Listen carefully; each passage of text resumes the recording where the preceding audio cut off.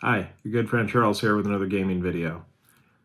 So every console's looking for its killer app. The Xbox had Halo, the GameCube had Smash Brothers, Dreamcast had Soul Calibur, while the PS2 had being a DVD player and not being a Dreamcast. The Xbox 360 had a lot of games, but nothing really popped off. Perfect Dark Zero, the game that I was excited about and bought with the system, was terrible. So I spent most of my time playing Halo 2 and Geometry Wars on it for the first few months. I'd play for hours after work, since I had just moved across the state after college and really had nothing else going on in my life. Then I was let go from my job and kind of trapped in a pit of depression.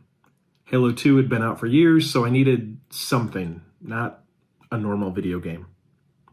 But the one great thing about Xbox 360 games is that publishers had to have a free demo for any arcade game that was coming out. And I'm going through all these demos, every single one, and I found Marble Blast Ultra. And I consider Marble Blast Ultra the Xbox 360's healer app. Marble Blast Ultra was a janky version of Monkey Ball where you played as a marble and you moved the marble, not the stage like you do in Monkey Ball. Your mission was to collect gems or just get to the end of the course. But unlike Monkey Ball, it had online multiplayer. Everyone raced after the gems, knocked each other off the course, and just farted around. Every Xbox 360 came with a headset, so there was a lot of talk, and since the game was more simple than competitive, the talk went in some weird directions.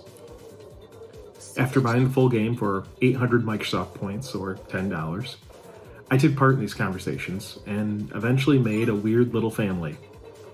Snuffykins, Bootyologist, and some others who I've forgotten or names I couldn't pronounce. I've never talked to these guys outside of an Xbox game, but we played together for years. Our friendship was forged in Marble Blast Ultra, and because none of us really cared about the game, it might have peaked there. I've told these online marbles things I'll never tell anyone, and vice versa. These guys gave me the courage to rebuild myself and find a new direction for my career. I found other communities, church, internet forums, real life, but there was something about the Zen state from moving a marble around that loosened me up a bit. Maybe these other marbles saw a part of me that my neuroses and tics normally section off. And others might need Dungeons and Dragons, fantasy football, or some weird stuff to detach from who they think they should be and be who they are.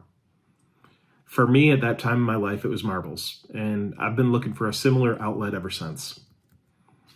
The game eventually got pulled from backwards compatibility due to rights issues, and I didn't see anyone playing the PC version when I tried it out. Part of me is bummed out, and part of me is kind of glad, because I'm not the same guy I was in 2006, and I'm sure Snuffykins and the Bootyologist have changed as well. And so now I just have the memories and appreciation of the Xbox 360's healer app. I see these other guys online. It's been close to 20 years now, but I don't play with them. But every time I see them pop up online, or I scroll past their name, or my wife asks me, what's a Bootyologist and how do I know them? I think of when I was able to make a real connection over a weird video game in one of the worst times of my life, and for that I will be always thankful.